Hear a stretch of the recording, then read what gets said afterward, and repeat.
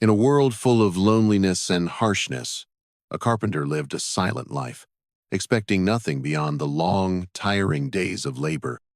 But everything changed when he entered a strange auction, where a woman with her face covered, revealing only her sorrowful eyes, stood before the crowd, surrounded by whispers. No one knew who she was, and no one cared. But with just 5, the man decided to buy her, not for any particular reason, but because of the deep emptiness in his heart.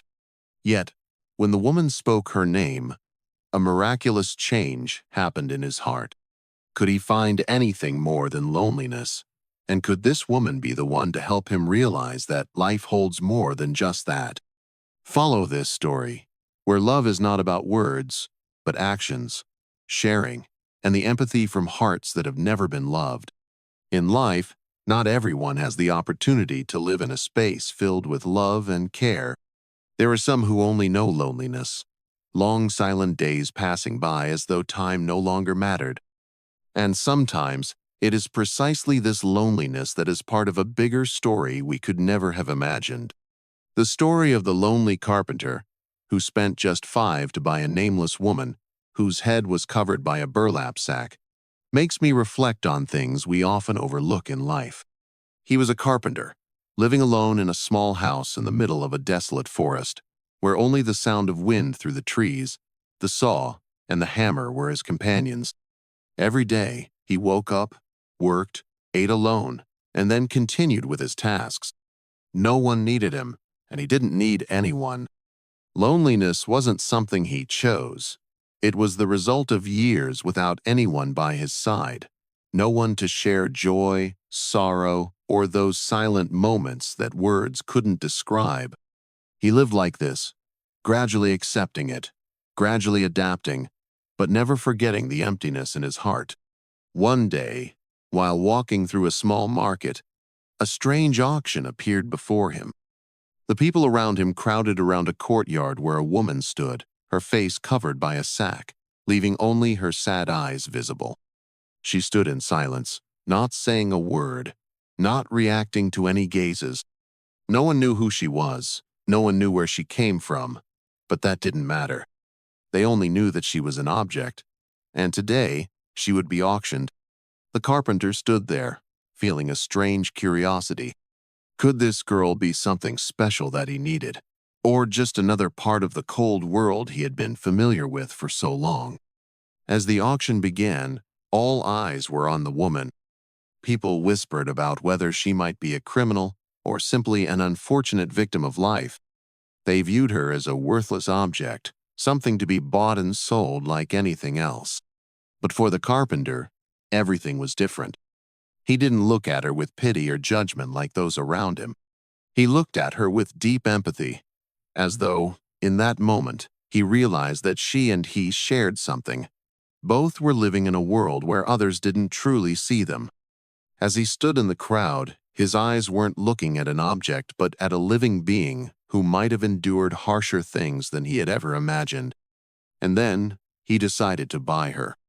Not because she was a cheap item, but because, in that moment, he realized that, among all the things he had done, the only thing missing was connection. He didn't want his life to continue in loneliness. He didn't know what this girl would bring him, but he knew that in her fleeting glance, there was something he couldn't ignore. So, with just 5, he bought her. No one knew if it was a wise decision, but for the carpenter, it felt like an investment in hope. What mattered more was that when the sack was removed and the girl spoke her name, he knew his life had changed forever. Her name wasn't just an identity. It was something that could connect them in a new relationship. To me, that's the beauty of this story. It's not a story about rescuing someone, but a story about understanding and empathy between two people, even without any prior relationship. When the girl spoke her name, it wasn't just a change in appearance, but a shift in how the carpenter saw her.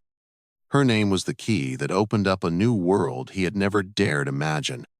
This story, to me, is a reminder that sometimes the lonely, the abandoned, don't need pity. They need understanding and sharing. Life isn't just made up of beautiful moments. There are dark times, too, when each of us needs someone to talk to feel each other's presence. And sometimes, a name, a simple word, can change everything. When the sack was removed, light swept across the girl's face, revealing deep eyes that seemed to hold a sea of sorrow and secrets she might never want to share. Her name, when spoken, wasn't just an identity but a familiar call between two strangers, a rhythm they had never known before. "Kali," she said, her voice soft yet resilient. And in that moment, something changed within the carpenter. He didn't know what he had done, but when he looked into Kali's eyes, he felt as though he had truly recognized her, as though they had an invisible connection that didn't need words. That feeling wasn't love immediately, but deep sympathy, an awareness that both of them were living in their own lonely worlds, and perhaps the only salvation they could find was in each other. He didn't say anything, just silently reached out his hand as an invitation. Kali didn't ask many questions, didn't express surprise or doubt. She just quietly followed him. The world outside, so familiar with indifference and coldness, now felt like an unexpected warmth. He wasn't a perfect man, nor was he a hero in this story. He was just a lonely man, a fragment of time, looking for something to change his life. And it was Kali, a person he had never known, who was the light he had never dared hope for. What I realize here, and what I think we can learn from this story, is that salvation doesn't come from rescuing someone but from understanding, from empathy. The carpenter didn't need to save Callie. He just needed to give her a place to stand firm, a space free from judgment, where she could be herself without fear of being abandoned. He didn't need to ask about her past, why she was in that situation, because he understood that sometimes we don't need to understand everything to help someone. The truth is, we all have wounds, scars that no one can see, and sometimes what we need most is someone willing to stand by us without asking why. Day by day, as they lived together in the carpenter's small house, Kali began to feel something she had never felt: safety. She no longer had to look out the window and think about those who had abandoned her. No more long, lonely nights, no more nights full of fear. The carpenter wasn't a man of many words, but he made her feel respected. And although they didn't need to speak much, his actions, from putting food on the table to simple gestures like reaching out to steady her when she stumbled, showed that he understood her more than anyone else. While many would see a weak woman, a lonely person, he saw her as a person of value, and that made Callie feel differently. She began to see herself not as the abandoned one, but as someone with an opportunity to rebuild her life. To me, this is the most important part of the story. Finding salvation doesn't come from expecting others to save you, but from feeling love and respect from those around you. Salvation isn't a gift someone gives you. It's the feeling when you begin to believe that you deserve to be loved, that you deserve a different life. Kali wasn't a weak woman. She was someone who had been beaten down by life. And the carpenter, instead of trying to fix or change her, helped her realize that she could change herself, that she could find herself again in the lost days. Every morning, when the sun rose, they worked together, even if it was just simple tasks, from tending to the garden to fixing things in the house. The silent moments between them were when their connection grew, not through words, but through loving gestures, actions that didn't need explanations. It was these things, to me, that are true salvation. Not grand promises, but just being there for each other. Even if it's not perfect, it's real. For me, this story reflects a very important message. Salvation doesn't come from what we can do for others, but from showing them that they deserve to be loved, that they deserve a safe place to exist and be themselves. And that, perhaps, is what both the carpenter and Kali found in each other: a place to begin anew. Not to fix the past, but to build a new future. When everything seemed to settle in the carpenter's life and Kali's, when safety and affection gradually built between them, Another storm arose. This storm didn't come from nature, but from Callie's past, those pains that had never been fully buried, and the marks she thought she had left behind, now returning once again. It wasn't a direct attack, but the appearance of a man, a name that had only been mentioned in old stories, whispered behind backs, and in moments Callie had once thought she had forgotten. But the past never easily fades. It is like a shadow always lurking behind each step, waiting for the right moment to resurface. This man, the moment he first appeared in the story, brought a distinct change. He was a stranger, rugged in appearance, wearing a tattered coat, his boots caked with mud. He came from a world completely different from the peaceful world of the carpenter and Callie. But when he stood before them, his gaze wasn't simply one of curiosity. It was one of unfamiliarity, observation, and perhaps even caution. The carpenter didn't feel a direct threat, but he sensed something wasn't right. Something was lingering around them, like a silent storm preparing to strike. Callie, when she saw this man, didn't seem to panic, but I could see that she began to retreat into herself, slowly building the walls she had previously taken down over the past months. This feeling wasn't fear, but awareness. Callie knew that her past would never truly be left behind, that no matter how hard she tried to find an escape, the things that had happened would find her again, unavoidable. She didn't cry, didn't scream, didn't turn to run, but in her eyes, I saw the breaking of a woman who once believed she could start over. And now, that belief began to waver.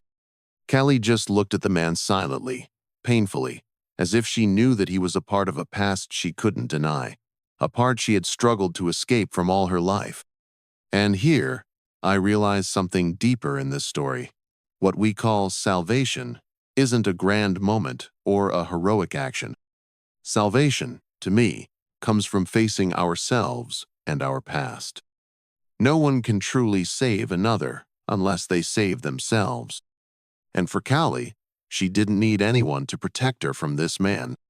She just needed to stand firm, to recognize that she was no longer the weak child without a voice in this world. In that moment, she was the one who decided whether her past could continue to control her.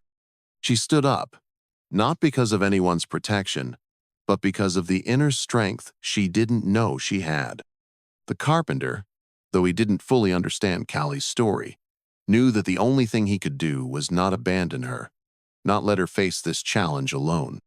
The confrontation wasn't a loud battle or full of violence. It took place in a silent space, but one filled with tension. Callie stood there, and the carpenter stood beside her, like a firm shield. The strange man, without words, just looked at them challengingly. He wasn't an evil man, but he was a part of Callie's past she had once tried to run from. And in that moment, I realized that it was the carpenter's presence, his unwavering stance, that was the most important thing. He didn't need to fight with his hands. He just needed to hold on to one thing, not abandoning the woman by his side. That, to me, is the kind of strength not everyone easily recognizes.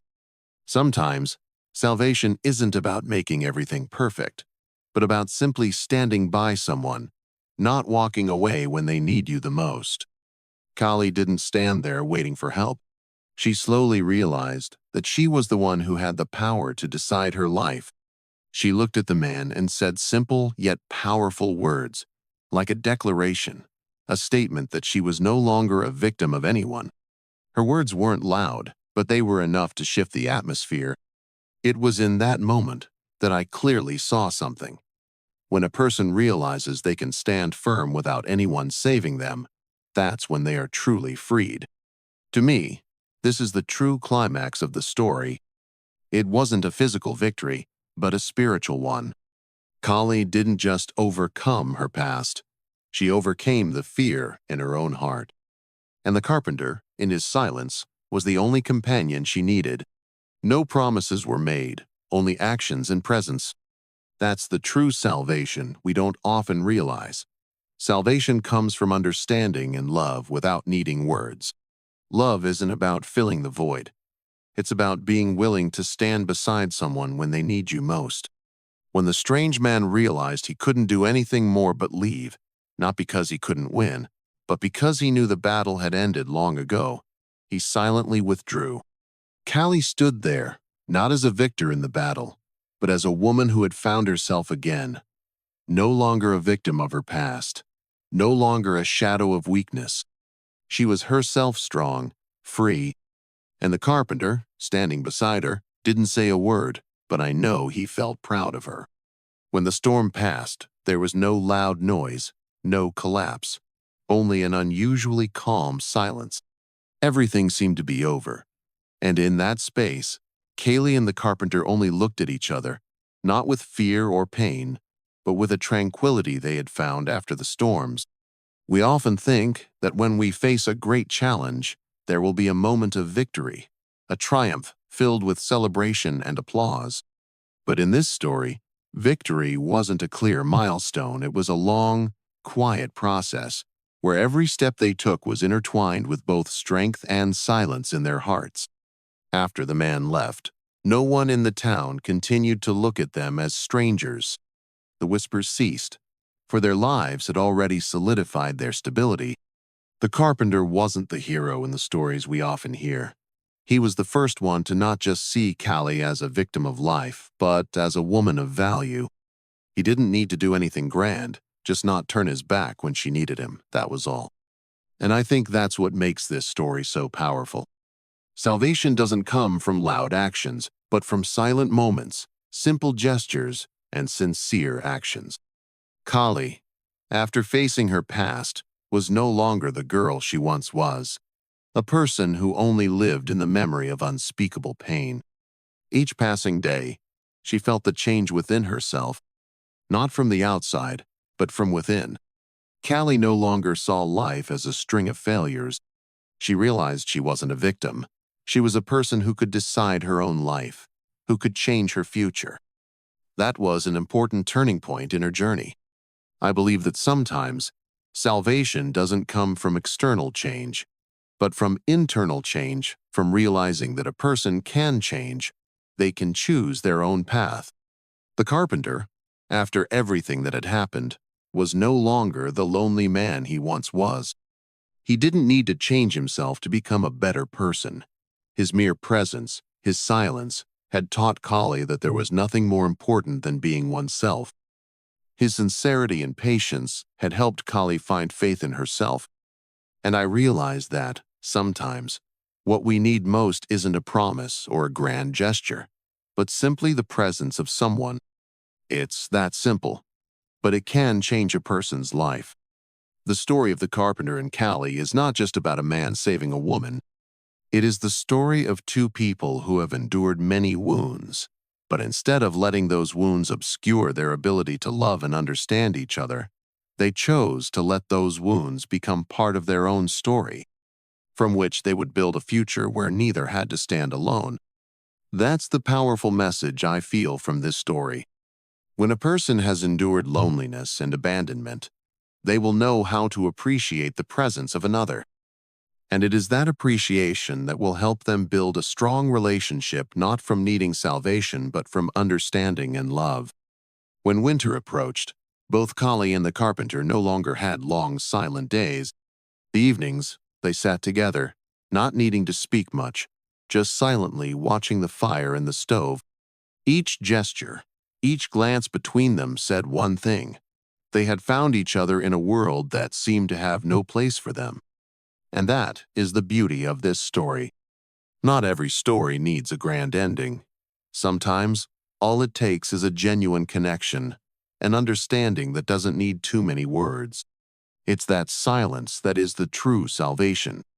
I think that in every life, we all go through difficult times, challenges that we feel we can't overcome. But it's in those moments that we discover that the only thing that can save us is our ability to recognize and love ourselves. Both the carpenter and Callie didn't need to save each other, they just needed to be present in each other's lives and face the challenges together. And this makes me think that no one can save you if you don't save yourself. But when someone stands by you, even if it's just a simple friend, someone ready to listen and understand. Sometimes that's all you need. Kali didn't need to seek out a savior in her life anymore. She had learned how to live again, how to love herself, and build a new life from what she had. The carpenter was the same. He didn't need to change to become perfect. He just needed to be himself, and that sincerity helped both him and Kali find something much more beautiful than they had ever imagined. Finally, when spring arrived, the trees began to bloom, and everything around the carpenter's small house seemed to awaken. The trees began to blossom, birds returned to their nests, and the sky turned blue in the warm sunlight. But the beauty didn't only come from nature. It came from the small changes in the lives of the carpenter and Kali. They were no longer just two people who had survived the storms, but they had created a peaceful place together, one where the past no longer haunted them. It was a place where the connection between them wasn't based on salvation but on understanding and silent, enduring love. In those days, Kali was no longer the weak girl, always living in fear and the wounds of her past. She had changed, not because the carpenter saved her, but because she had learned to save herself. She no longer felt like a loser in a cruel world. She realized that strength wasn't about rising with glory, but about accepting the past wounds and choosing to live fully in the present. I believe that within each of us, there is a hidden strength that we sometimes don't recognize until we're forced to face ourselves. And Kali, by living authentically, realized that strength. For the carpenter, he was no longer the lonely man he had once been. He didn't need to change much, nor become anyone else. His patience and silence had helped him understand Kali's life, not through grand words or actions, but through small gestures, through the way he shared the living space and silently respected her. I think that in today's world, we're often caught up in noisy relationships, where love and care are sometimes just beautiful words without real actions. But in this story, understanding and love were shown through presence, through listening, and through standing by each other in the hardest times. And then, when everything seemed to have settled and their lives seemed to have returned to normal, an important event occurred. Kali decided not just to live for herself, but to live for others. She didn't want to repeat the endless cycle of loneliness and pain she had experienced before. To me, that's an expansion of her process of self-salvation. When a person realizes that they not only have the right to live for themselves but can also help others, that's when they truly find their power. Kali, from someone abandoned, from someone who once felt worthless, now could give away the love, care, and understanding she had received. She wasn't just a survivor. She was walking alongside others on their journey. The carpenter, throughout this journey, hadn't expected any big change from Kali. He just wanted a simple, peaceful life. And sometimes, the simplest things are what people seek throughout their lives. However, over the days they lived together, he didn't just see the change in Kali. He also noticed that he had changed too. Not in grand ways, but in his clearer understanding of the meaning of life, of companionship and sharing between two people. He realized that love wasn't about anything grand.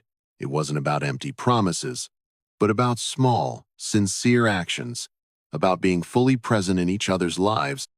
That's the kind of love we often overlook, because we are too busy seeking distant things, flashy emotions, and forgetting that true love simply needs sincerity and honesty. Both of them, after all the challenges they had gone through, were no longer strangers, but true companions. They didn't need to explain too much about their feelings. They didn't need to say they loved each other or that they would always be together. It was the silence, the quiet understanding, and the willingness to share their lives that made them realize they had truly found each other. To me, this is the most important message that this story conveys. Love isn't always loud. It's not always about victory. Sometimes, love is about going through challenges together without the need for promises. As our story comes to an end, I can't help but think about how each of us in this life has our own journey to go through, a path that may not be easy, full of turns, but what matters most is that we can find peace within ourselves and in those around us. Kalai and the carpenter, on their journey, found each other, and I believe that within each of us, if we bravely face ourselves, if we are ready to open our hearts to what life brings, then no matter how hard it is, we will find a place of peace, a place we can call home. Not a material place, but a place within the soul, where love doesn't need to be spoken but is always present in every action, every glance, every silence between two people. And that, to me, is the true ending of this story, a conclusion not with words or a grand event, but with a profound change in the heart of every person, an ending that is not the end, but a new beginning. The story of the carpenter and Kali is not just a love story, but a profound lesson about salvation that we sometimes don't recognize. We often think salvation comes from grand actions, noisy gestures, or beautiful promises. But in reality, salvation can come from the simplest, smallest things. A determined glance, a hand reached out when someone needs it, a silence full of understanding. The carpenter didn't save Callie by changing her or making her someone else. He simply was there, not abandoning her, not judging her, and not asking her to be anyone other than herself. This makes me think about a truth that few dare to face. Sometimes, salvation isn't about someone helping you overcome a challenge, but about us being able to overcome ourselves. Have you ever felt lost in life? And then, all it takes is someone standing beside you, someone who doesn't have to do anything grand, but just not leave, and you can find your own strength again. It is that presence that is the true salvation. I think that in this life, we cannot always rely on someone else to solve all our problems, but we can learn how to stand strong. And sometimes, all we need is someone to witness that journey. Have you ever thought that you needed salvation in your life? Are you in a relationship or situation where you only need a simple understanding, a silent listening? Please share your thoughts under this video, because perhaps your share will be the first step in your journey to self-salvation.